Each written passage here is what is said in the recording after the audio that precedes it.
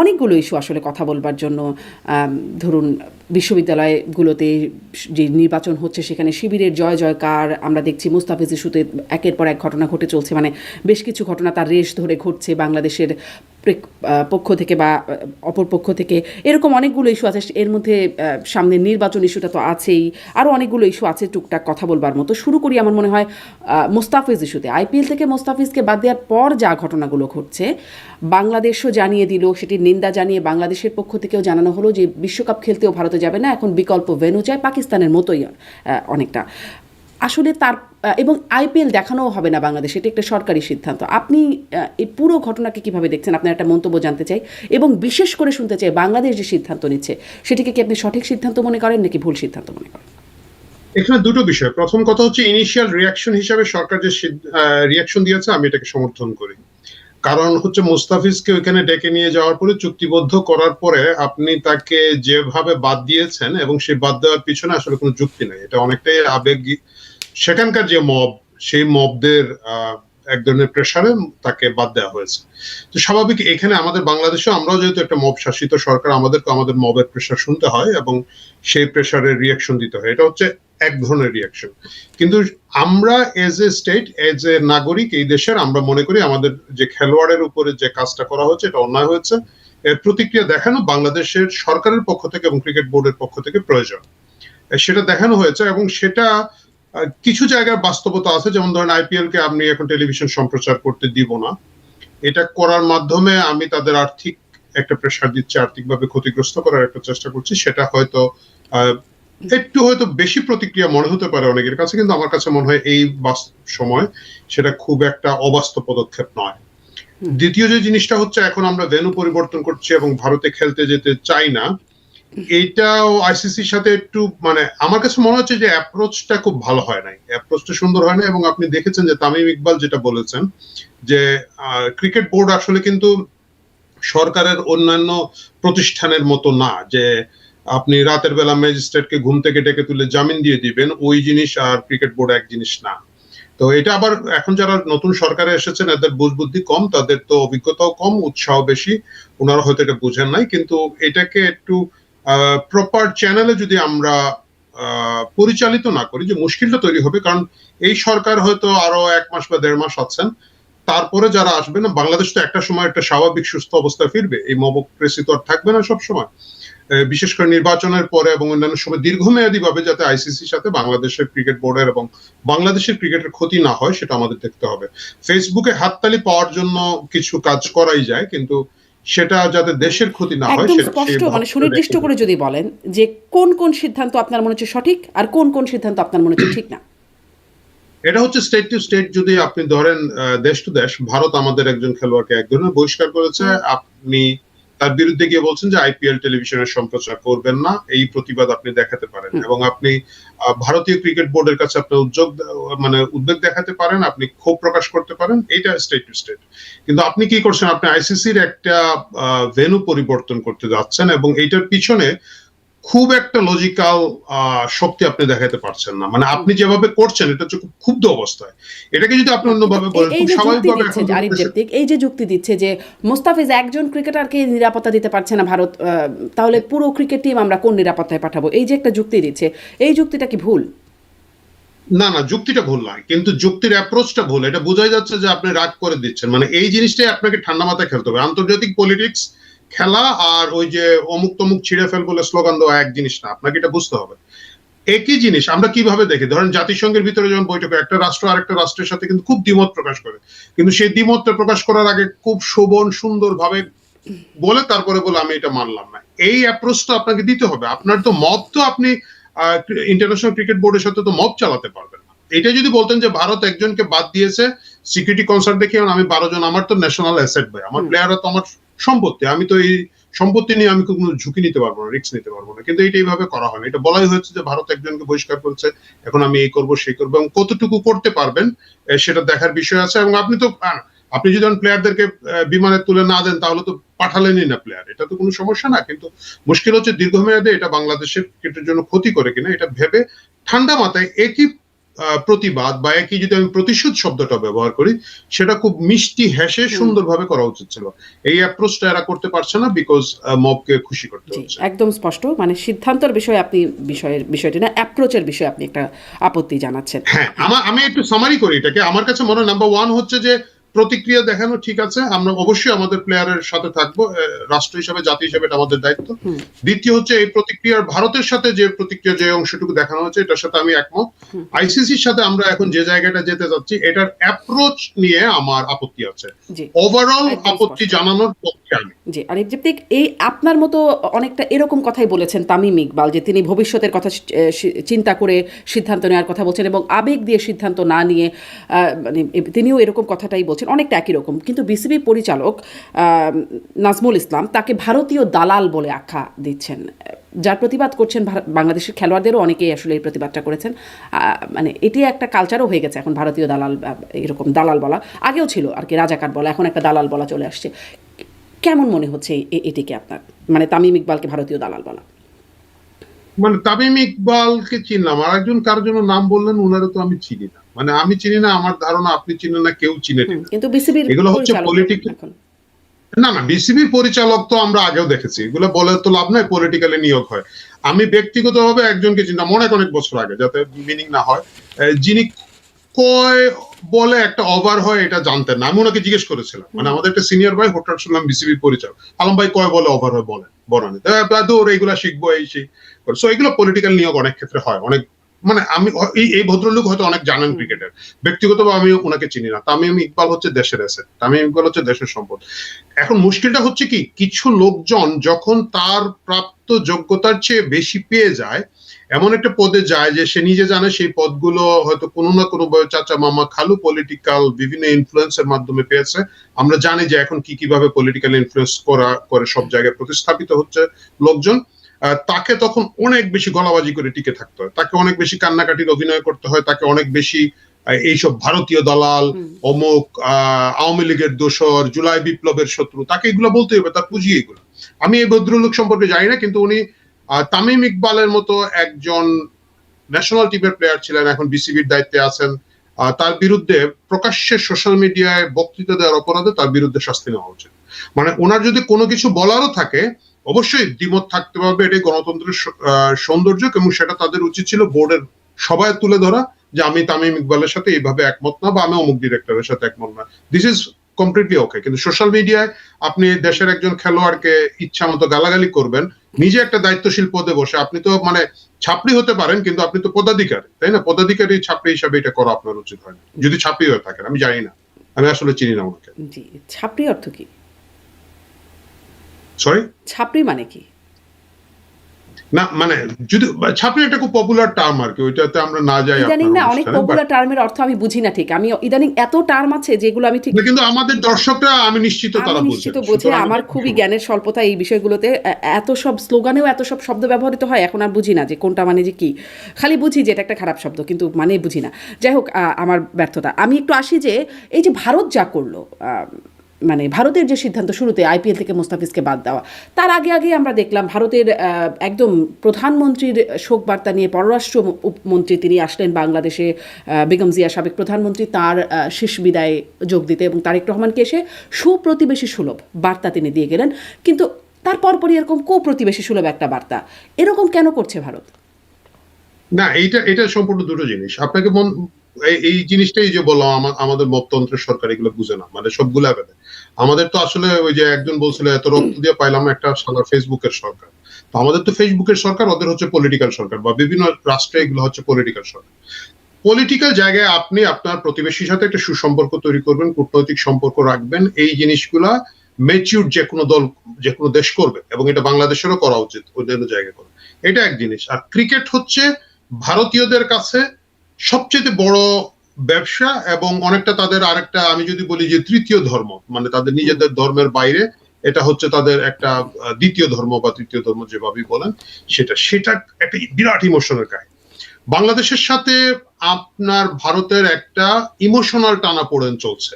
আমাদের এখানে ধরেন আমাদের যিনি সরকার প্রধান, তিনি একসময় বলেছেন, ইংরেজিতে বলেছেন যেহেতু, নিশ্চয়ই ভালোই বলেছেন, যে বাংলাদেশ অস্তিত্ব ছিল তাদের 7 সিস্টার্স তো শান্তিতে থাকবে না। তারপরে উনার যারা নিয়োগকর্তা ছাত্র নেতারা আছেন তারা তো অহরহ প্রতিদিন 3 বার ওই 7 সিস্টারের ওইসব ছিঁড়ে ফেলেন যেগুলো ওনারা স্লোগানে বলেন। তো এইটা তো ভারতীয় লোকজন খুব তাদের পাবলিক যারা আছে তারা তো সুস্থভাবে নিবে না, এটা খুব স্বাভাবিক। ধরেন আমি যদি শুনি দিল্লি থেকে বসে বলতেছে যে পার্বত্য চট্টগ্রাম আলাদা করে ফেলবো, দিল্লি রাষ্ট্রপ্রধান বা সরকার প্রধান মোদী সাহেব বলতেছেন, বা মোদী সাহেবের যে রাজনৈতিক দল তারা তাদের সিনিয়র লিডাররা বলছেন যে পার্বত্য চট্টগ্রাম বা আলাদা করে ফেলবো, বা সিলেট বা কুড়িগ্রাম বা ভোলা আলাদা করে ফেলবো, বারবার যদি ওনারা এই হুমকি দেন, এটা কিন্তু আমরা খুব মানে আনন্দিত হব না, আমরা অবশ্যই ক্ষুব্ধ হবো এবং আমাদের প্রতিক্রিয়া থাকবে। এটা হচ্ছে তাদের মাস পিপুলের প্রতিক্রিয়া। এবং যেহেতু ক্রিকেট একটা বিরাট অর্থনৈতিক স্ট্রাকচার তাদের জন্য, তারা চাইবে এটা নির্বিঘ্নে করতে, এবং এই জন্য একজন দুইজন প্লেয়ার কেন, আমার মনে হয় যে তাদের যদি কোনো একটা টিমও বাতিল করে দিতে হয় তারা এইটাতে পিছুপা হবে। এটা কমপ্লিট তাদের একটা বিজনেস ডিসিশন, সেটা হচ্ছে একটা।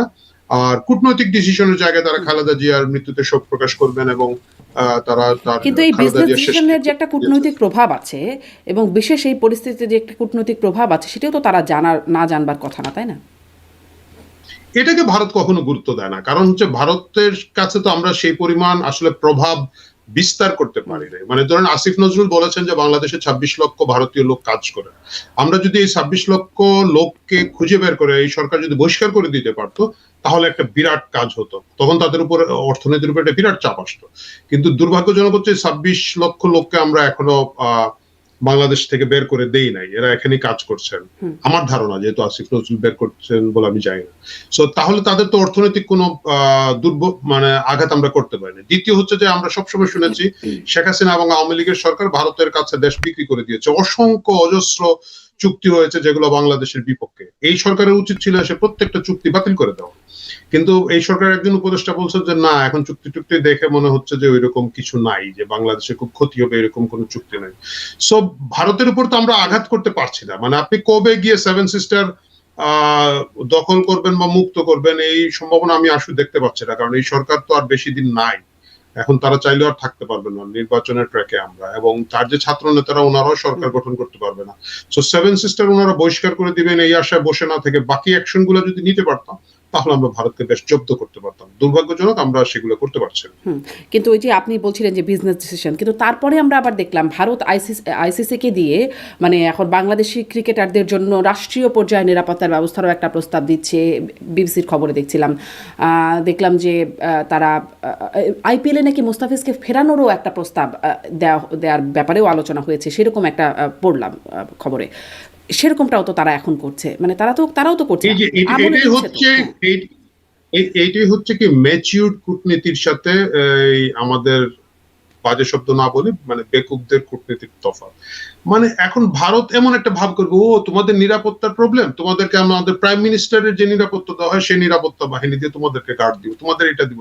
তারা আইসিসির কাছে প্রমাণ করবে যে ভাই আমাদের কোনো দোষ নাই, আমরা সব দিতে চেয়েছি, ওনারা আসেন নাই।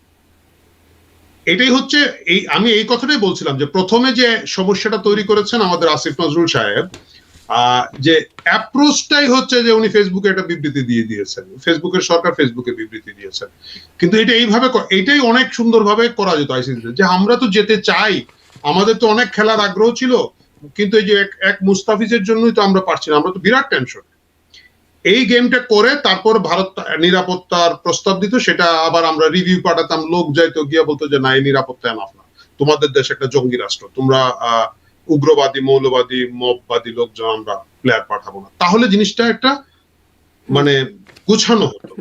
এখন ভারত কিন্তু তাই করবে, নিরাপত্তার জন্য যা লাগবে নিয়ে আসবে। আপনার কথা শুনে আরেকটা কথা মনে হলো যে ধরুন এখন যদি মুস্তাফিজকে খেলানোরও যদি প্রস্তাব তারা করে থাকে এবং রাষ্ট্রীয় নিরাপত্তার ব্যবস্থার কথা বলা থাকে এবং বাংলাদেশ যদি টিম পাঠায়, তাহলে ভারতের সেই মবের মুখে একটা বড় থাপ্পড় হয়ে উঠলো না, যে তোমরা এত আপত্তির মুখে তাদেরকে রাষ্ট্রীয় নিরাপত্তায় পাঠানো হচ্ছে, মানে এটাও একটা বার্তা দেওয়া যেত না নাকি? কি মনে হয়? এটা আমাদের তরফ থেকে তো পাঠানোতে কোনো আপত্তি নাই, তারা যদি আবার মুস্তাফিজকে নিয়ে নেন, মানে মূল ইস্যুটা তো মুস্তাফিজ বা আমাদের খেলোয়াড়কে ওনারা যে অন্যায্যভাবে বাদ দিয়েছেন সেটা যদি তারা সঠিক করে ফেলেন, আমরা তো এর আগে তো টিম উইথড্র করবো বলি নাই, সুতরাং ওইটা করেন এবং তারা যদি পর্যাপ্ত নিরাপত্তা দেন, অবশ্যই সেটা আমাদের জন্য ভালো হবে। ভারত সরকার সেটা কতটুকু যদিও করবে আমরা সেটা জানছি যে সেটা পাঠানো হবে না। যাই হোক, ভারতের প্রসঙ্গে জিজ্ঞাসা করছিলাম যে ভারতের এই আচরণের কারণ কি? ভারত কি তার অবস্থান থেকে একটু বদলাচ্ছে? মানে বদলাচ্ছে যে কিছুটা এটা তো মনে হচ্ছে। যেমন ধরুন আওয়ামী লীগ যখন ক্ষমতায় ছিল তখন তারা কখনো ইনক্লুসিভ নির্বাচনের কথা সেভাবে বলে নাই। তখন জামাত অংশগ্রহণ করতে পারে নাই বা বিএনপি নির্বাচনে অংশগ্রহণ করে নাই, কিন্তু ইনক্লুসিভ নির্বাচনের কথা আসে নাই। তারপরে ৫ই আগস্টের পরে যখন নির্বাচন প্রসঙ্গ আসলো তখন খুব ইনক্লুসিভ নির্বাচনের কথা ভারত বলল। কিন্তু এখন আবার যখন তারেক রহমানের সাথে দেখা করলেন জয়শঙ্কর, এসে সুপ্রতিবেশী সুলভ বার্তা নিয়ে আসলেন এবং তিনি নির্বাচনের জন্য শুভকামনা জানিয়ে গেলেন। ইনক্লুসিভ নির্বাচন হতে হবে, ভারত চায়, এই বিষয়গুলো কিন্তু আর বললেন না। ভারত মানে কি অবস্থা বুঝে তাদের অবস্থান বদলাচ্ছে? আমার কাছে সেটা মনে হয় না। ভারত কিন্তু আগেও ইনক্লুসিভ নির্বাচনের কথা বলেছে, মানে যখন বিএনপি এবং জামাত আসে না, কারণ তারা জানতো যে বিএনপি এবং জামাত তখন তো তারা জোটবদ্ধ ছিল যে এরা আসবে না হয়তো, কিন্তু এটা একটা মুখস্থ কূটনৈতিক প্রতিক্রিয়া সবসময় বলে, বাট ওইভাবে হয়তো তারা মিন করে না, কিন্তু তারা তখনও বলেছে যে সব দল মত নির্বিশেষে অংশগ্রহণ। একই স্ক্রিপ্ট তারা 5ই আগস্টের পরে বলেছে দলমত সকলের অংশগ্রহণের ব্যাপার। এবং যখন আপনি কোনো একটা ইন্ডিভিজুয়াল রাজনৈতিক দলের নেতার সাথে দেখা করবেন তাকেই শুভকামনা জানাবেন। তাকে তো তারেক রহমানকে তো বলে লাভ নেই যে আপনি অনেক ইনক্লুসিভ নির্বাচন করেন। তারেক রহমান তো সরকার না, তারেক রহমান তো করছেন না, এটা তো করছে সরকার। বাদ দিচ্ছে তো আওয়ামী লীগকে বাদ দিচ্ছে যে ডক্টর ইউনূসের সরকার, তাদের পলিটিক্যাল সিদ্ধান্ত। কিন্তু এখানে ভারতও বাস্তবতা বুঝতে পারছে যে আমার কাছে মনে হচ্ছে যে আওয়ামী লীগ হয়তো নির্বাচনের বিষয়ে এই মুহূর্তে এত প্রস্তুত না, বা এত গোছানো না, বা এত আমি কি বলবো যে তাকে নির্বাচনে আনা না আনায় খুব একটা ক্ষতি আওয়ামী লীগের হবে না। এটা হয়তো তাদের নতুন উপলব্ধি। মানে এই উপলব্ধিটা কি ভারতও বুঝতে পারছে? এটা আমার কাছে মনে হচ্ছে যে ভারতেরও একই হ্যাঁ, কিন্তু উপলব্ধি। এখন আওয়ামী লীগ কি করবে তাহলে? আপনার কি মনে হয় যে তারা কি চুপচাপ করে তো বসে থাকার মতো রাজনৈতিক দল না, এত বড় একটা রাজনৈতিক দল, তারা আসলে কি করবে? কারণ তারা নির্বাচন বয়কট করার একবার কথা বলেছিলেন সাবেক প্রধানমন্ত্রী, যে আওয়ামী লীগ নির্বাচন না করলে লাখ লাখ ভোটার বা তার সমর্থকরা তারা ভোট বয়কট করবে। নির্বাচন প্রতিহত করবারও একটা কথা বলেছিলেন সজীব অজের জয়। তিনি বলেছিলেন যে আওয়ামী লীগকে নির্বাচনে অংশগ্রহণ করতে না দিলে সহিংসতার একটা হুঁশিয়ারিও দিয়েছিলেন। আসলে কি করতে পারে আওয়ামী লীগ, আর আওয়ামী লীগের সক্ষমতা এই মুহূর্তে কতটা বলে আপনার মনে হয়? আওয়ামী লীগ অনেক কিছুই করতে পারে, কিন্তু আমার কাছে মনে হচ্ছে যে আওয়ামী লীগ অনেক কিছু করতে যাবে না। কারণ হচ্ছে প্রথম কথা হচ্ছে সাংগঠনিক ভাবে আমরা গত 5ই আগস্টের আগে, বিশেষ করে গত জুলাই থেকে যদি এখন পর্যন্ত আপনি দেখেন যে আওয়ামী লীগের সাংগঠনিক অবস্থা যে ভিতরে অনেক ক্ষয়ে গিয়েছিল, অনেক দুর্বল হয়ে গিয়েছিল, এটা এখন প্রমাণিত। এবং এইটার দায় দায়িত্ব আওয়ামী লীগকে নিতে হবে। মানে এখন আওয়ামী লীগের যে তরুণ সমাজ ছিল তারাই তো এখন বিভিন্ন ছাত্র সংসদে মানে বিজয়ী হচ্ছে, তাই না? যেমন সম্প্রতি জকসুতো দেখলাম বিপি, সেটাও ছাত্রলীগের নেতা, মানে সাবেক নেতা। সো তাদের যে তরুণ সমাজ যেটা ছিল, এটা তো প্রায় সকলেই এখন সরকারের সাথে, জামাত শিবিরের সাথে আছে। সো এই যে বিভিন্ন জায়গায় তাদের যে জেলা উপজেলা বিভিন্ন কমিটি, বিভিন্ন মানে এগুলা কিভাবে দেওয়া হয়েছে, এইগুলা তো পলিটিক্যাল নেতাদেরকে তো দেওয়া হয় না, এদের অধিকাংশই দেওয়া হচ্ছে বিভিন্নভাবে আর্থিক সুবিধা, অন্যান্য সুযোগ সুবিধা নিয়ে। এইসব অভিযোগ তো আমরা পেয়েছি।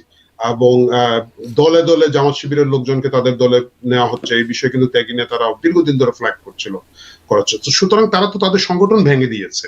এখন একটা সংগঠনকে যখন ভেঙে ধ্বংস করে দিয়েছে, সেখান থেকে আবার স্ক্র্যাচ থেকে তুলে আনার জন্য একটা মিনিমাম সময় আপনাকে দিতে হবে।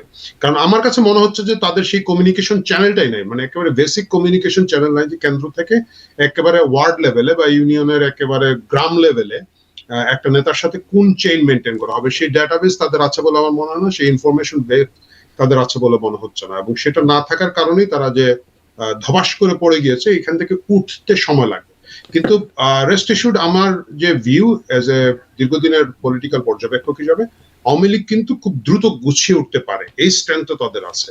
বাট সেটা এখন হয়তো কিক অফ হয় নাই, সেটা কিক অফ হওয়ার সাথে সাথে তারা পারবে। এবং এটা আমার কাছে মনে হচ্ছে যে এই নির্বাচনের আগে আমি জানি না তারা কি করবেন, কিন্তু নির্বাচনের পরে বোধহয় তাদের এক ধরনের নতুন শিফট করার সুযোগ আসবে।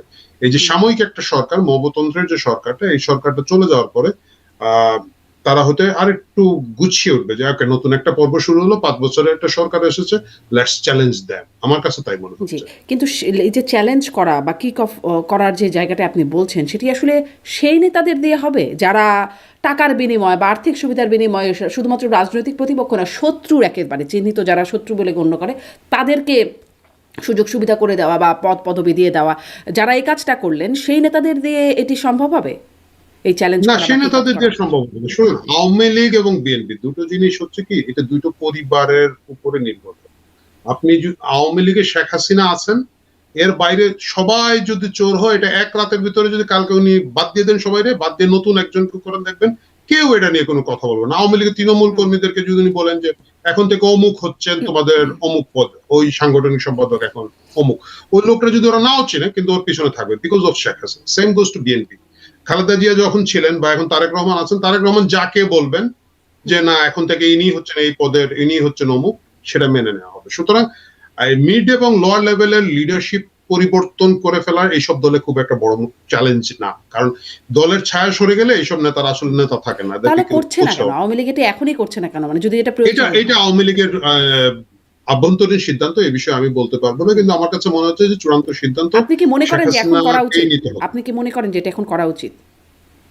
আমার কাছে এখন করা উচিত এটা আমার মনে হয় না। আমার কাছে মনে হয় এটা উচিত ছিল 5ই আগস্ট রাতে থেকেই সেকেন্ড লেভেল অফ কিছু একটা করা। মানে 5ই আগস্ট বিকালের এই ঘটনার পরে there should be standard procedure. কেন আমি বলি আপনাকে, যেমন ধরেন এই শেখ হাসিনার উপরে বা আপনি যদি বলেন যে আওয়ামী লীগের উপরের অ্যাটাক গুলো আপনি খেয়াল করেন, 15ই আগস্টের হত্যাকাণ্ডের ঘটনাটা দেখেন, তারপরে জেল হত্যা, তার মানে 75 সালে, তারপরে শেখ হাসিনার উপরে 88 সালে চট্টগ্রামে গুলি করে 24 জন আওয়ামী লীগের নেতা কর্মীকে মেরে ফেলা হলো, গ্রেনেড হামলা, কোটালীপাড়ায় কত কেজি ওজনের জন্য একটা বোম ফিট করে রাখা হয়েছিল, অসংখ্যবার তার উপরে কিন্তু লাইফ থ্রেট এসেছে। আমি খুব অবাক হয়েছে। আমার একটা ধারণা ছিল যে ওয়ান ফাইন মর্নিং তো এই ঘটনাগুলো ঘটবে, মানে ঘটে যেতে পারে। দেখে তখন কি হবে এই বিষয়ে আওয়ামী লীগের একটা স্ট্যান্ডার্ড রেডি থাকা উচিত ছিল, যে যেহেতু এতবার জীবনের উপরে ঝুঁকি এসেছে, যে কোনো সময় একটা দুর্ঘটনা যদি ঘটে যায়, কে নেতৃত্ব নিবে, কি বিবৃতি প্রথমে আসবে, কারা বিবৃতি দিবেন, কিভাবে সংগঠন হবে। এবং দ্বিতীয় যে জিনিসটা আমরা জানতাম যে শেখ হাসিনা নিজেও বারবার বলেছেন যে মার্কিন যুক্তরাষ্ট্র তার বিরুদ্ধে অসংখ্যবার অ্যাটেম্প নিয়েছে তাকে ক্ষমতাচ্যুত করার জন্য। এবং আমার মানে কোনো এক সময় আপনি তো আমেরিকার পাওয়ারকে অস্বীকার করতে পারেন, কোনো এক সময় তারা হয়তো সফল হয়ে যেতে পারে, এবং সেই সফলতার কারণে শেখ হাসিনা হয়তো মারা যেতে পারেন, কারাগারে যেতে পারেন, দেশ ত্যাগ করতে হতে পারে, তাকে হয়তো যে ভেনেজুয়েলার প্রেসিডেন্টের মতো ধরে নিয়ে যেতে পারে, বিভিন্ন জিনিস হতে পারে। Will be the second. ওই সময় আওয়ামী লীগ কোথায় লুকাবে, কিভাবে কাজ করবে, কারা বক্তৃতা দিবে, কারা কি করবে, এর কিছুই কিন্তু আওয়ামী লীগের রেডি ছিল না। সুতরাং আমার কাছে মনে হয় 5ই আগস্ট বিকেলে তাদের যে standard operating procedure for emergency বলে যে বইটা বের করার দরকার ছিল, ওই বইটা তাদের ছিল না। আচ্ছা ঠিক আছে, ছিল না, থাকতে না পারে বড় কথা। তারপরে কিন্তু তাদের কোনো প্রস্তুতি এখন পর্যন্ত ওইভাবে দেখে নাই। যেমন ধরেন এই নির্বাচনটাকে কেন্দ্র করে তাদের কি করতে হবে, এটা কিন্তু এখন আমরা ক্লিয়ার না। তারা নির্বাচনে যাবেন না, এটা শেখ হাসিনা সম্প্রতি বলেছে, মানে ভোট দিতে যাবেন না বলেছেন। হ্যাঁ, সেটা কি ভোট দিতে যাবেন না, নাকি তারা প্রতিরোধ করতে যাবেন, প্রতিহত করতে যাবেন? যেটা আপনি একটু আগে বললেন যে সজীবদের জয় এক ধরনের ইঙ্গিত দিয়েছেন, আবার শেখ হাসিনা ভাষণ উনি যে কথাগুলো বলছেন, এখান থেকে আমি যেটা বুঝেছি যে ওরা ওদের মতো করুক না করুক, তোমরা ভোট দিতে যায় না, এটা হচ্ছে যে একটা মেসেজ। কিন্তু আপনি দেখেন পাকিস্তানে কি ঘটেছিল। পাকিস্তানে যখন ইমরান খানের প্রার্থীকে দলকে বাদ দেওয়া হলো, ইমরান খানের দলের লোকজন কিন্তু স্বতন্ত্র দাঁড়িয়েছিলেন এবং তারা কিন্তু বেশ ভালো ফলাফল করেছেন, যদি মনে থাকে। এই প্ল্যানটা করার মতো যথেষ্ট সময় আওয়ামী লীগের ছিল। কারণ হচ্ছে আওয়ামী লীগ কেন আওয়ামী লীগকে আসতে দিচ্ছে না? বিকজ আওয়ামী লীগের পপুলারিটি আছে, আওয়ামী লীগের জনপ্রিয়তা আছে। বিশেষ করে এই মবতন্ত্র যে শুরু করেছে তারা যেভাবে, এই মবের কারণে এবং বিভিন্ন কারণে মানুষ খুবই খুবই বিরক্ত। আপনি আজকে এলপিজি গ্যাসের দাম 1100-1200 টাকার এলপিজি 2200 টাকায় কিনতে হচ্ছে। একটা গরিব মানুষ 1000 টাকা বেশি দিয়ে একটা এলপিজি কিনে, ওর বাসায় যদি 3টা এলপিজি লাগে 3000 টাকা ওর বেতন কে দিবে? ডক্টর ইউনূস সরকার তো দিচ্ছেন না, কেউ দিবেন না। এই যে প্রেসার, আমি আজকে একটা ভিডিও দেখলাম যেটা মানে ছোট যে চায়ের দোকান, রেস্টুরেন্ট, ওর ডেইলি একটা এলপিজি লাগে, বুঝতেছেন? তার উপরে মাসে 30,000 টাকার এক্সট্রা বার্ডেন, এবং তাও সে এলপিজি পাচ্ছে না, গ্যাস পাচ্ছে না। এরকম বিভিন্ন ইস্যু আছে যেখানে মানুষ খুবই ক্ষুব্ধ। নারী অধিকার একেবারে ধ্বংস করে ফেলা হয়েছে এই দেশে, মাজার মন্দিরগুলো প্রকাশ্যে আক্রমণ করা হচ্ছে, রাস্তাঘাটের লোকজনকে হেনস্থা করা হচ্ছে। আওয়ামী লীগের উচিত ছিল এই ক্ষুব্ধ জনগণ, যারা এখন বুঝতে পেরেছে যে এটা মেটিকুলাসলি ডিজাইন কিছু কাজ হয়ে গিয়েছে, যারা প্রতারিত বোধ করছেন, তাদেরকে নির্বাচনের প্রসেসের ভিতরে ঢুকিয়ে দেওয়া। এবং এটা করার জন্য তারা স্বতন্ত্র বলুন বা অন্যান্য 53টা রাজনৈতিক দল নিবন্ধিত আছে। আমি বিশ্বাস করি না যে আওয়ামী লীগ চাইলে যে কোনো একটা মার্কায় 300 লোক দাঁড় করিয়ে ভোট করে ফেলতে পারতো না, এটা সম্ভব ছিল। কিন্তু আওয়ামী বা লীগের 300 লোকরা তো জন দাঁড়াচ্ছে, অনেক জায়গায় তো দাঁড়াচ্ছে, যেমন জাতীয় পার্টি থেকে দাঁড়াচ্ছে, কিছু কিছু দু একটা শোনা যাচ্ছে, আমজনতার দল একটা দল আছে, এরকম দু একটা দল থেকে তো এইগুলো দাঁড়াচ্ছে। হচ্ছে গুরুত্বহীন লোকজন, এইগুলো হচ্ছে গুরুত্বহীন লোকজন। এক, দ্বিতীয় হচ্ছে এটাকে আপনি যদি স্ট্র্যাটেজিক্যাল জায়গা থেকে না দাঁড় করেন, আমজনতার দল থেকে আমার আসনে কে দাঁড়িয়েছে আমি জানি না। কথা হচ্ছে যে ওইখানে আপনি যদি একটা বলেন যে না আমরা হচ্ছে শারমিন দলের ভিতরে 300 লোক দিব, তাহলে আপনি একটা মার্কায়, নৌকাকে রিপ্লেস করা একটা মার্কায় আপনি 300 আসনের লোক দিতে পারতেন, এবং আপনি একটা সময় ঘোষণা দিতে পারতেন যে আমরা এই 300 লোকের ভোট দিব। তখন আপনি বুঝতে পারতেন কি দাঁড়াচ্ছে, কিভাবে দাঁড়াচ্ছে। আপনি দেখেন যে এতগুলো ছাত্র সংসদ নির্বাচন হলো, আপনি কি বলেন ছাত্রলীগের সবাই কি পালিয়ে গিয়েছে, সবাই কি ক্যাম্পাসে নাই? তা তো না। বা তাদের তো ছায়া এবং সমর্থক জায়গাগুলো আছে। ছাত্রলীগ কিন্তু ট্রাই করে নাই যে এই নির্বাচনগুলোতে অন্তত পক্ষে উকি ঝুঁকি, অবশ্যই তারা জিতবে না, তাদেরকে জিততে দেওয়া হবে না, পিটিএ ক্যাম্পাস থেকে বের করা হবে, বিভিন্ন জিনিস হবে। বাট আমার কাছে মনে হচ্ছে যে এটাও একটা প্রমাণ করার জায়গা ছিল, বা হয়তো করা সম্ভব ছিল, কিন্তু কোনোভাবেই তারা এই কাজ, মানে এই ঝুঁকিটাই এখন কে নেবে? এখন ধরেন নির্বাচনে যদি একটা এরকম দল থেকে 300 আসনে প্রার্থী দেয় আওয়ামী লীগ, তো তাদের অবস্থা কি হবে? তারা কি নির্বাচনের জন্য কাজ করতে পারবে? বা আওয়ামী লীগের একটা মানে সুবিধা অসুবিধা যেটাই বলেন না কেন, আওয়ামী লীগে এরকম 300 লোক আছে, জানবে মানে ওরা যদি বলা হয় যে তুমি মারা যাবা, তুমি দাঁড়াইতে হবে নৌকা, ও দাঁড়িয়ে যাবে। এইরকম 300 লোক তাদের আছে, 300 না অনেক বেশি আছে। মানে আমি বলছি, মানে আমি দীর্ঘদিন এদেরকে রাজপথ তো দেখেছি, তাদের অনেক লোক আছে ভাই, ঠিক আছে আমাকে নেত্রী বলছো এখানে দাঁড়াইতে হবে, গেলাম, নমিনেশন দিলাম, ভোট পাওয়ার মতো লোক, হ্যাঁ ভোট পাওয়ার মতো লোক। কারণ ভোট পাওয়ার মতো আপনি অনেক লোককে পাবেন যারা হয়তো আওয়ামী লীগের এই রাজনৈতিক প্রসেসের ভিতরে দীর্ঘদিন ছিল না, মানে তারা হয়তো বিরক্ত হয়ে 10 বছর ধরে আওয়ামী লীগের পার্টি অফিসে যায় না, বাট তারা আওয়ামী লীগ, বা হয়তো এখানে দ্বিতীয় তৃতীয় শ্রেণীর যে নেতারা ছিলেন, ধরুন যদি আমি জাস্ট একটু আর্গুমেন্টের খাতিরে বলছি, ধরুন তারা গেল, তাদের মামলা টামলা তো অনেক কিছু রয়ে গেছে, অজ্ঞাতনামার লিস্ট আছে, কয়েকটা নাম ঢুকিয়ে দিলে নির্বাচন করতে পারবে না। মামলা আপনি রাজনীতি করতে হলে মামলা এবং রাজপথে মায়ের দূর খাবেন, এইগুলাকে অস্বীকার করে তো পারবেন না। মানে আপনি যদি বলেন যে এই যে শেখ হাসিনা, হ্যাঁ উনি তো কমফোর্টেবল লাইফে থাকতে পারতেন, তাই না? উনিও তো গিয়ে লন্ডন আমেরিকায় বসে থাকতেন, উনিকে তো আসতে হয়েছে, এবং আসার পরে তো ওনার ওই যে মাথার উপরে গ্রেনেড এবং অন্যান্য জিনিস হামলা খেতে হচ্ছে, খালেদা জিয়াকে মার খেতে হচ্ছে, বা যে কোনো রাজনৈতিক নেতা। আপনি যদি বলেন মতিয়া চৌধুরীরা কি রাস্তায় মায়ের কম খেয়েছেন, আপনি কি কম দেখেছি তাদেরকে? তো তারা কি রাজনীতি আপনি মায়ের খাবেন না বা জেলে যাবেন না এই ভয় পেলে তো হবে না। এবং এই যে বিএনপির এখন যে নেতারা আছেন, আমি শুনেছি যে হাবিব নবী সোহেলের উপর নাকি 400 না 500 মামলা আছে। সো উনি কি বলেছেন যে না ভাই আমার এত মামলা দিচ্ছে আমি চলে যাবো? যারা পলিটিক্স করেন তারা এই হ্যাসলটা নিয়েই করে। হাবিবুন নবী সোহেল যদি 400 মামলা নিয়ে রাজনীতি করতে পারেন, আওয়ামী লীগে এরকমও হাবিবুন নবী সোহেলরা আছেন, মানে ওই সমসাময়িক বয়সের সমসাময়িক ছাত্র নেতা, তারা এখনো তো মাত্র মামলা খাওয়া শুরু হয়েছে, ওরা বলবে ঠিক আছে আমরা 400 মামলা খাইতে রাজি আছি, আমাকে বলা হয়েছে নমিনেশন দিতে, আমি নমিনেশন দেব, এরকম আছে। এবং তখন যদি তাদেরকে মারধর করা হতো, এটাও ইন্টারন্যাশনাল কমিউনিটির কাছে দেখানো যেত যে আমাদেরকে নির্বাচন, মানে ওই দলের লোকজনকে নির্বাচন করতে দেওয়া হচ্ছে না, এটা প্রমাণ করা যেত যে প্রার্থীদেরকে জোরে তুলে নিয়ে যাওয়া হচ্ছে বা এই প্রেসার দেওয়া হচ্ছে। এই সুযোগটা হয়তো একদম আপনার যে পরামর্শ বা আপনার যেটা মনে হচ্ছে যেটা করা উচিত সেটা একদমই স্পষ্ট। আওয়ামী লীগ আসলে সেটাকে আমলে আদৌ নেয় কিনা বা শোনে কিনা সেটি একটা দেখবার বিষয়। কিন্তু ওই যে আপনি একটা বলছিলেন না যে আর্থিক সুবিধা নিয়ে নেতারা বিভিন্ন মানে নেতৃত্ব পর্যায়ে জামাত শিবিরের লোক নিয়ে আসছে, বা শিবিরের এখন যে নির্বাচনগুলোতে সেখানেও দেখা যাচ্ছে। কিন্তু এবং এমনকি সাবেক প্রধানমন্ত্রীও বলেছেন যে এরা আমার কাছে এসে বঙ্গবন্ধুর জন্য কেঁদে যার হয়ে যেত, মানে তার একটা লিখা ফোন আলাপে বা একটা মানে অনলাইন বক্তৃতা এটা শুনেছিলাম। তো এটা কি খুব আসলে তাদের জন্য সহজ কৌশল ছিল না, মানে যারা আসলে এরকম গুপ্ত রাজনীতি করেছে? কারণ খুব সহজেই যদি বঙ্গবন্ধুর নাম বললে স্কুল এমপিও ভুক্ত হয়ে যায়, বঙ্গবন্ধুর নাম বললে ব্যবসা বাণিজ্য পাওয়া যায়, মানে মামলা মোকদ্দমা থেকে রক্ষা পাওয়া যায় ইত্যাদি নানা, খুব সহজ কৌশল ছিল। এক্স্যাক্টলি, আমি কিন্তু এখানে জামাত শিবিরকে দোষ দেই না। কেন দোষ দেই না? আমি তো রাজনীতি করতে এসেছি, কৌশল করতে এসেছি। এখন সবচেয়ে সহজ কৌশল হচ্ছে গিয়ে বঙ্গবন্ধুর নাম দিয়ে যে কোনো জিনিস করলেই সেটা তুমি খাচ্ছ, তুমি এটা কোনো লজিকে যাচ্ছ না, এবং জিনিসটা এমন ভয়ের একটা পরিবেশ তৈরি করে রেখেছো।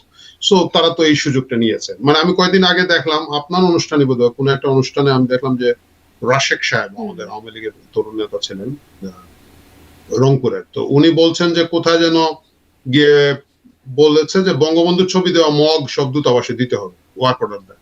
এখন বলেন কোন সরকারি অফিসারের সাহস আছে এটা যে তুই মগ কেন দিবি, এটা বল। বললেই তো ও রাজাকার বা অন্য একটা কিছু বলে 200 বলে ওরা রংপুরে বা কোথাও ট্রান্সফার করে দিবে। এই রিস্ক কেউ নেয় নাই। তো এই পরিবেশটা আপনি কেন তৈরি করেছেন?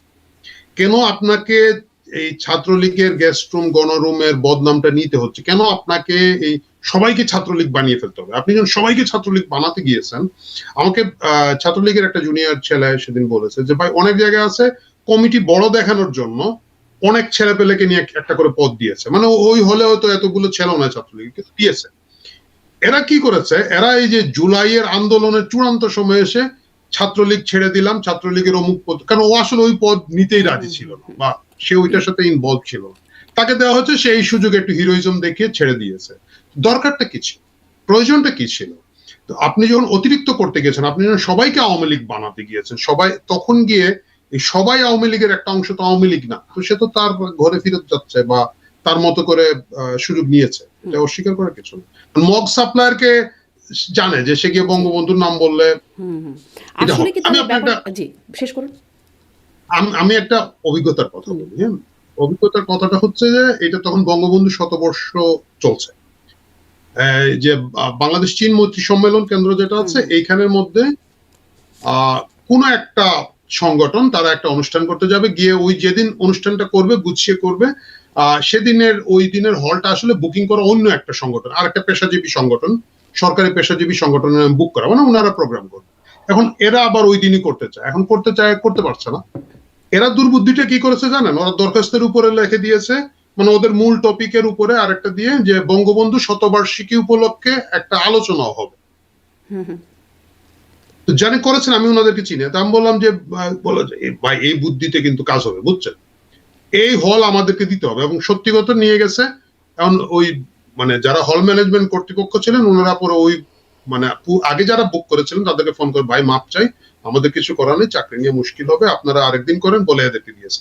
মানে যারা এই কাজটা করেছে তারা কিন্তু বঙ্গবন্ধুর প্রতি তাদের কোনো প্রেম নাই, ভালোবাসা নাই, আমি তাদেরকে চাই, তাদের কিছুই নাই, কিন্তু তারা জানে যে এটা বললে ওই ওদেরকে বাদ দিয়ে আমাদেরকে হল দিবে, এইভাবে ব্যবহার হয়েছে। কিন্তু আপনি যদি সিস্টেম ডেভেলপ করতেন, আইন ডেভেলপ করতেন, যে যিনি আগে বুক করেছেন উনি যদি বঙ্গবন্ধুর আলোচনা বাদ দিয়ে অন্য আলোচনা করতে চান সেটা উনার ব্যাপার, ওনার যা ইচ্ছা করবেন, কিন্তু উনি আগে বুকিং দিয়েছেন, আগে পেতেন। এই যখন সিস্টেম থাকতো তাহলে এই অপব্যবহার গুলা হতো না, কিন্তু সিস্টেম না থাকার কারণে এই অপব্যবহার গুলো করা আর একটা অপব্যবহার বা আর একটা একটু ছোট্ট করে মানে মনে হলো তাই, এখন বঙ্গবন্ধুর নামে যা যা ছিল বা শেখ পরিবারের নামে শেখ রেহানা, ফজিলাতুন্নেসা, শেখ হাসিনা, শেখ কামাল জামাল রাসেল, তাদের নামে যত রকম প্রতিষ্ঠান বা যা যা ছিল সেগুলো, যেমন হলের নাম পরিবর্তন করে শহীদ ওসমান হাদি হল করে ফেলা হচ্ছে। এর আগে এরকম আমরা দেখেছি, আপনি যেটি চীন মৈত্রী সম্মেলন সেটিরও নাম পরিবর্তন করে বঙ্গবন্ধু আন্তর্জাতিক সম্মেলন কেন্দ্র, ভাসানী নভ থিয়েটারের নাম চেঞ্জ করে বঙ্গবন্ধু জিয়া আন্তর্জাতিক বিমানবন্দরের নাম চেঞ্জ করে দেওয়া হলো। মানে এই যে সেটা তারা করেছে, এখন এখানে এসে আবার এরকমটা করা হচ্ছে, ওই রকমই একটা জিনিস ফলো করা হচ্ছে কিনা, বা এগুলোর পরিণতি আসলে কি হয়, আগের পরিণতিও দেখা যাচ্ছে, এর পরিণতিও সামনে আসলে কি হবে বলে মনে হয়? আমার কাছে মনে হয় কি এইগুলো আসলে খুবই অপ্রয়োজনীয়। মানে যারা আমাদের জাতীয় নেতা তাদের নামে যদি কিছুই না থাকে, ধরেন আপনি বললেন যে শেখ মুজিব নামই রাখা যাবে, আইন করে দিলেন, আপনি বঙ্গবন্ধু শব্দ আছে এরকম সবকিছু বন্ধ করে দেবেন, ইভেন প্রাইভেট একটা কোম্পানি যদি বঙ্গবন্ধু নামে থাকে ওই নাম রাখা যাবে না, বেআইনি করে দেবেন। এতে বলেন বঙ্গবন্ধুর কি আসে যায়? বাংলাদেশ যতদিন থাকবে, ইভেন বাংলাদেশ যদি নাও থাকে, ধ্বংস হয়ে সমুদ্রের নিচেও চলে যায় কোনোদিন, এই দেশ কিভাবে স্বাধীন হয়েছিল, কে করেছিল, এটা তো ইতিহাসে রয়ে যাবে, তাই না? থাকবে। এখন এইগুলো সম্পূর্ণ অপ্রয়োজনীয় কিছু জিনিস আমরা করে থাকি। মানে বঙ্গবন্ধু নব থিয়েটার করা হয়েছিল, এটাকে বোধহয় পরে ভাসানী নব থিয়েটার করা হলো। ভাসানী নব থিয়েটার থেকে বঙ্গবন্ধু নব থিয়েটার করা হয়েছিল, বা ভাসানী নব থিয়েটার থেকে বঙ্গবন্ধু, এতে ভাসানীরই কি লাভ হলো ক্ষতি হলো, বঙ্গবন্ধুরই কি লাভ হলো ক্ষতি হলো, জিয়াউর রহমানের কি লাভ হবে ক্ষতি হবে, এরা তো পার্ট অফ দ্য হিস্ট্রি, ইতিহাসের অংশ। কিন্তু যারা করছে তাদের তো কোনো লাভ বা ক্ষতি হচ্ছে না। আমি এই জন্য বলছি যে এটা অপ্রয়োজনীয়, এটা একটা খুব মানে এটা তো এক ধরনের অপমানও বটে। মানে আপনি এই যে এখন বঙ্গবন্ধুর নাম একটা হল, এটাতে ধরেন বঙ্গবন্ধু কিছু আসে না, বঙ্গবন্ধুর নামে বিশ্ববিদ্যালয়, মেডিকেল বিশ্ববিদ্যালয় পর্যন্ত হয়েছে এবং ওইটাও আপনি বদলায় ফেলেন, ওটাও ওনার কিছু আসে না। কিন্তু এই কালচারটা তো ভালো না। মানে এবং এই নামকরণের জায়গায় যদি আমরা মানে এমন ধরনের এই পলিটিক্যাল যারা একেবারে জাতির মানে মানে যাদের নাম একবার বাংলাদেশের সাথে ওতপ্রোত, তাদের নামগুলো নিয়ে টানাটানি না করি, তাহলে মনে হয় তাদের নামের প্রতি সম্মান হয়। কারণ কোন একটা সময় কেউ না কেউ এটাকে অসম্মান করবে। এখন যে লোকটা তার কাছে মনে হচ্ছে যে হাদির নাম বঙ্গবন্ধুর চেয়ে উপরে, মানে এই ধরনের লোকজন তো আছে বাংলাদেশে, তাই না? এখন এটাকে গুরুত্ব দেওয়ার কিছু নাই। আচ্ছা।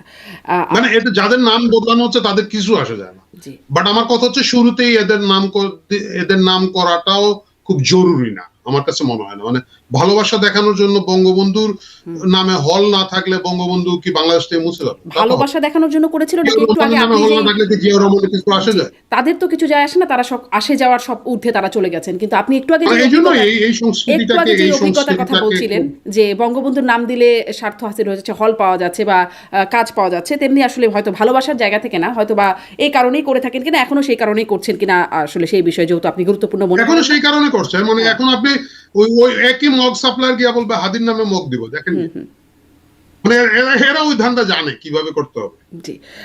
এবারে আসি ওই ছাত্র সংসদ নির্বাচন যেটি নিয়ে কথা একটুখানি বললেনও, যে সেখানে যে এই যে শিবিরের জয় জয়কার, আমি আমারই অনুষ্ঠানে ছাত্রলীগ সভাপতি সাদ্দামকে জিজ্ঞাসা করছিলাম যে একটা বিএনপি একটা অভিযোগ তুলেছিল যে ছাত্রলীগের যে ভোটাররা তারা শিবিরে ভোট দিয়েছে, সেই প্রসঙ্গে জানতে চাইছিলাম। তো তিনি এটি অস্বীকার করছিলেন, কিন্তু তাহলে মানে এত জয় জয়কার কীভাবে, ছাত্রলীগের ভোট গেল কী করে, কোথায়? নাকি আসলে যাদেরকে ছাত্রলীগ বলে চিনতাম ওই যে সেই রকম সবাই আসলে শিবিরই ছিল? না, এখানে অনেকগুলো কারণ। প্রথম কারণ হচ্ছে গিয়ে ছাত্র শিবিরকে চ্যালেঞ্জ করার মতো সংগঠন তো নাই। আপনাকে তো মানে প্যারালাল একটা সংগঠন থাকতে হবে। জাতীয়তাবাদী ছাত্র দল আসলে আমি যদি বলি, আমি নিজে যে এই সংগঠনকে যেভাবে দেখেছি বা দেখছি, 2001 এর পর থেকে আসলে এই সংগঠনটা দাঁড়াতে পারেনি। এটা দাঁড়াতে পারেনি তরুণ সমাজের কাছে তাদের সেই পপুলারিজম বা জনপ্রিয়তা নাই, এবং যদি থাকতো তাহলে বিএনপি 17 বছর ক্ষমতার বাইরে থাকে না। অনেক আগেই তারা একটা কার্যকর গণ আন্দোলন তৈরি করতে পারে। কিন্তু আপনি দেখবেন যে বিএনপি যতগুলো গণ আন্দোলন তৈরি করেছে এখানের মধ্যে ছাত্র সংগঠন কেন্দ্রিক বা ক্যাম্পাস কেন্দ্রিক আন্দোলন কিন্তু এত না। বিএনপি অনেক বড় বড় মানে ইভেন্ট শেষ তারা বোধহয় 19 আগস্ট 29 আগস্ট অক্টোবরে একটা অনুষ্ঠানও করেছিল, যেখানে লাস্ট 5 আগস্টের আগের অক্টোবরে একটা বড় সমাবেশ ঢাকায় করেছিল, যেটাতে হামলা হয়েছিল। সো সেটাও কিন্তু আপনি দেখবেন যে তাদের গণসংগঠন গণসম্পৃক্ততা দিয়ে বিএনপি যতটুকু চেষ্টা করেছে প্রতিরোধ গড়ে তুলতে, কিন্তু তরুণ সমাজের মধ্য থেকে সেই পরিমাণ সাপোর্ট তারা কখনো নিতে পারেনি। এটার পিছনে বিভিন্ন কারণ আছে। একটা হচ্ছে গিয়ে ধরেন তাদের রাজাকার সম্পৃক্ততা। তো রাজাকার সম্পৃক্ততা থাকার কারণে কেউ যখন বাজারে 1 নম্বর রাজাকার পায়, যেটি জামাত শিবির, তারা তো আর আপনার ওই 2 নম্বর রাজাকার কিনতে যাবে না, যারা যে চাইনিজ মালের মানে দাম কম কিন্তু লোক কিনবে না। সো এটা হচ্ছে একটা জিনিস। যে দ্বিতীয় যে মুশকিলটা তৈরি হচ্ছে যে ছাত্র সংগঠনটা ওইভাবে আর দাঁড় করানো যায় না। আন্দোলনের মাধ্যমে মানে ছাত্র দলের যে নেতারা আছেন তাদের অনেকের বয়স হয়তো আমাদের চেয়ে একটু কম হবে, বাট খুব একটা কম টম হবে না। মানে ওনাদের অনেকের ছেলে হয়তো এখন ছেলেই হয়তো ছাত্র নেতা হওয়ার যোগ্য, এই লেভেলের লোকজন আছে বা ছিল। অন্তত পক্ষে আমি জানি যে 40 বছর বয়সে ছাত্র দলের সভাপতি হয়েছে। যখন 40 বছর বয়সে আমাদের গ্রামগঞ্জে অনেক লোকের বাচ্চা কলেজে বাস্তব। সো এই কারণে ক্যাম্পাসের সাথে তাদের একটা সম্পৃক্ততা ছিল না, তারা ঢুকতে পারে নাই। কারণ ধরেন আমার মনে আছে টুকু সাহেব যখন ছাত্র দলের সভাপতি ছিলেন, ঢুকতে গেল ছাত্রলীগ পিটিয়ে বের করে দিল। তো যখন আমরা খুব প্রতিবাদ করলাম যে কেন এইভাবে ক্যাম্পাসে সহাবস্থান, আমরা বললো যে উনি তো অছাত্র, আমরা তো অছাত্রকে ক্যাম্পাসে ঢুকতে দিব না। এবং মুশকিলটা তৈরি হলো যে উনি তো শুধু অছাত্র না, অনেক পুরনো অছাত্র। এই জায়গাগুলো বিভিন্ন কারণে ছাত্র দল আসলে গুছিয়ে উঠতে পারেনি। আর একটা বড় কারণ হচ্ছে তারা ক্যাম্পাসেই তো ছিল না 16-17 বছর, সংগঠন তো চালাইতে পারেনি।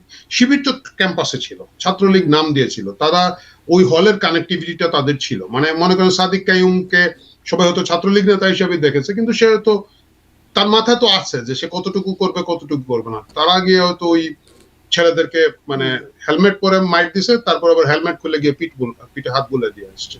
এখন যখন নির্বাচন হয়েছে ওই ছেলেটা দেখতে স্যার সাদিক কাইম ভাই তো আমার পিঠে হাত বুলিয়ে দিছিল, উনি তো ভালো ছাত্রলীগ, তো ওনার ভোট দেয়।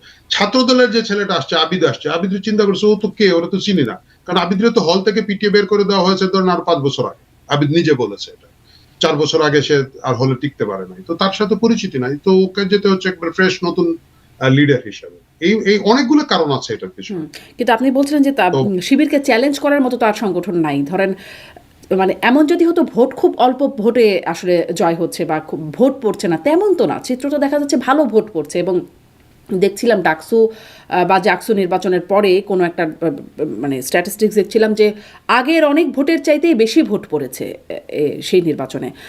তো ভোট তো পড়ছে, এমন তো না যে শুধু চ্যালেঞ্জ করার কেউ নাই বলে শিবির যেতে যাচ্ছে, অনেক ভোট পেয়ে যাচ্ছে তো তারা। না, এই তো আপনি যখন চ্যালেঞ্জ করা না থাকবে তখন তো একটা পার্টি মানে আপনাকে তো ভোটারের সামনে একটা বিকল্প দিতে হবে। হুম। আর আপনি ভোটারের সামনে ভালো বিকল্প দিতে পারছেন না। তারা তাদের প্রার্থীকে যেভাবে এস্টাবলিশ করতে পেরেছে আপনি পারছেন না। আপনি দেখেন তারা কিন্তু ডাকসুকে খুব সিরিয়াসলি নিয়েছিল। ডাকসুর পিছনে তাদের যে পরিমাণ বিনিয়োগ আছে, এটা একটা জাতীয় নির্বাচনের লেভেলের বিনিয়োগ এবং এটা আমি মনে করি যে রাইট ওয়ে।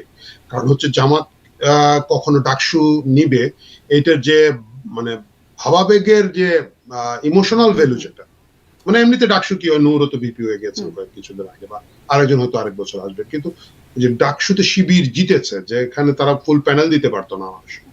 সো এই এই এটা it's a big emotional value এবং এটার জন্য তারা কিন্তু এর আগে দেখেন বিজ্ঞান কি যেন এটা পানির ট্যাপ দেওয়া এটা ওইটা করা, এটা কিন্তু বিশাল টাকা পয়সার ব্যাপার। কারণ আমরা যখন ছাত্র রাজনীতিতে ছিলাম আমরা দেখতাম যাদেরকে, এরা হচ্ছে কি বাড়ি থেকে ওই আম্মাকে বলে আব্বার পকেট থেকে কোনো রকমের 20 টাকা নিয়ে ক্যাম্পাসে আসতো। মোটরসাইকেলের তেলের লিটার ছিল 8.5 টাকা, ওইটাও ধরেন তুই আমার সাথে যাস তাহলে তুই 4 টাকা দিবি, আমি 4 টাকা দিব 1 লিটার তেল বলবো। এই লেভেলের লোকজন ছাত্র রাজনীতি করতো, ম্যাক্সিমাম তো বাইসাইকেলই চালাতো। আমরা যারা একটু ধরুন মোটরসাইকেল চালাতাম একটু একটু মানে ওইভাবে বললে একটু বেটার পজিশনে ছিলাম, তারা কিন্তু ওইভাবে কষ্ট করে চালাতাম। কিন্তু এই পরিমাণ এফোর্ট এবং টাকা যদি কোনো সংগঠন ব্যয় করতে পারে ক্যাম্পাস, এটা একটা রেজাল্ট পাবে, এটা রেজাল্ট পাবে এবং এইটাতে আমি কোনো খারাপ দেখি না। আর আমাকে পানির ট্যাঙ্কি দিবে, আমাকে বাসা বিরিয়ানি দিবে, আমাকে এটা দিবে ওইটা দিবে, গুড রিলেশন রাখবে, দে আর গুড ভদ্রলোক, তারা জি। বিভিন্ন এখন ভাবে তারা তাদের মতো নির্বাচন করছে, জি, তাদের ভালোই করছে। তার মানে তাদের কৌশলটা জিতে যাচ্ছে। কিন্তু এইটা আসলে কি বার্তা দিচ্ছে? শুধু তো ডাকসু না, ডাকসু, রাকসু, জাকসু, চাকসু মানে এবারে জোকসু, সামনে আরেকটা হতে যাচ্ছে। সেখানেও হয়তো শিবিরের প্যানেলেরই জয় জয়কার হবে, তেমনই আভাস মনে হয় যেন হচ্ছে। তো আসলে এটি সার্বিকভাবে কি বার্তা দিচ্ছে যে এই যে একটা জেনারেশন বা জেন জি যাকে বলা হচ্ছে, মানে তাদের মধ্যে আসলে তাদের রাজনৈতিক মতাদর্শ, তাদের ভোটে বা রাজনৈতিক সমর্থন, সেটার কি বার্তা পাওয়া যাচ্ছে? স্পষ্ট এটা কিনা? কোনো বার্তাই পাওয়া যাচ্ছে, কোনো বার্তাই পাওয়া যাচ্ছে না। এখানে দুটো জিনিস আপনাকে বাদ করতে হবে।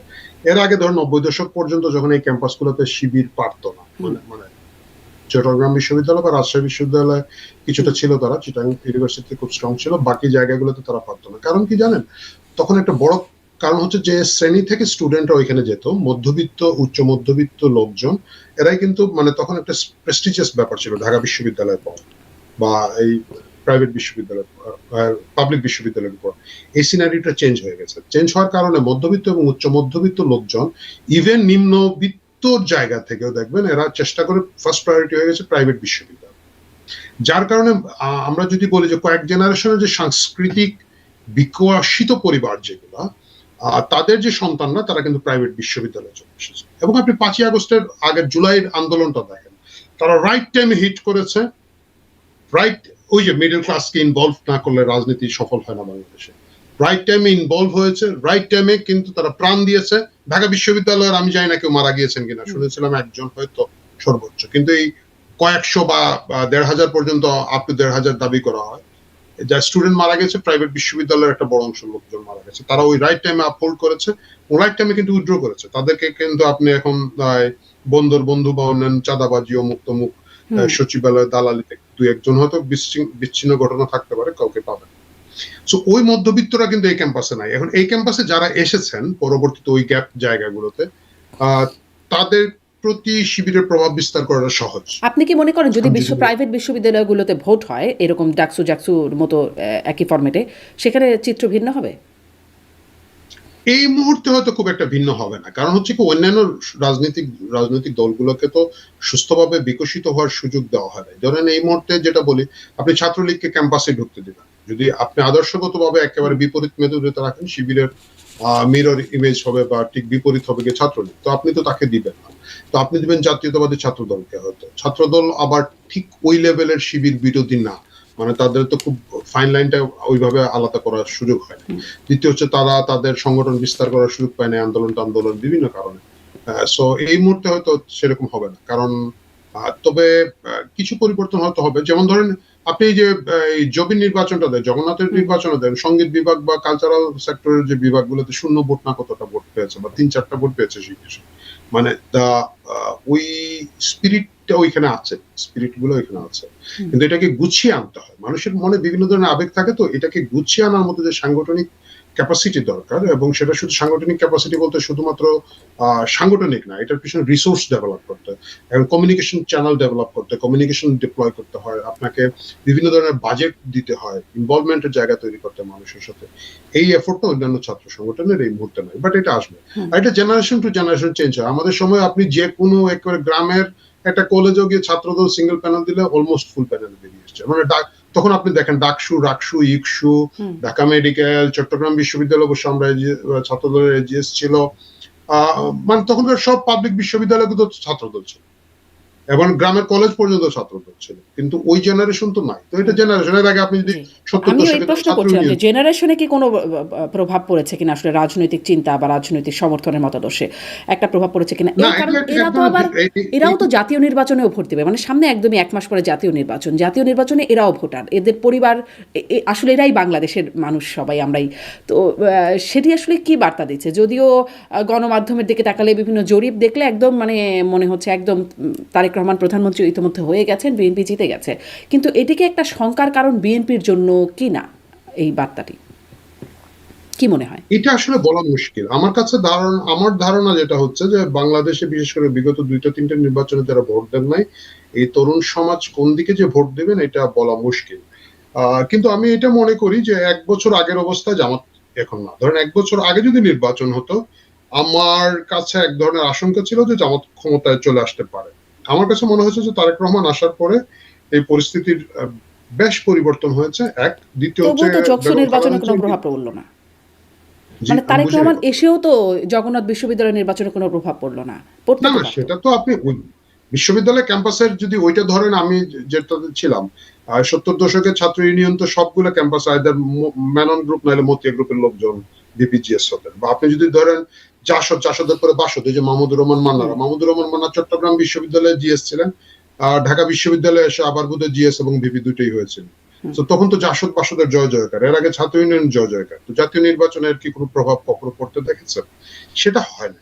সেটা একমাত্র বিএনপিতেই হয়েছিল 91-এ হয়েছিল, যে 90-এর তরুণ সমাজ অনেকটা একাট্টা হয়ে বিএনপির পক্ষে ছিল, এবং এটা হওয়ার পিছনে আবার আওয়ামী লীগেরও কিছু দোষ ছিল, তারা অনেক আত্মবিশ্বাসী ছিল।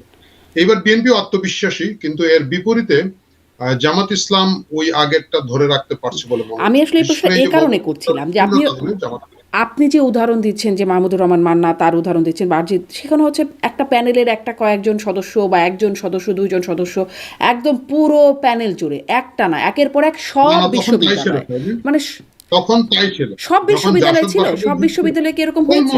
সবগুলো বিশ্ববিদ্যালয় তারাই ছিল।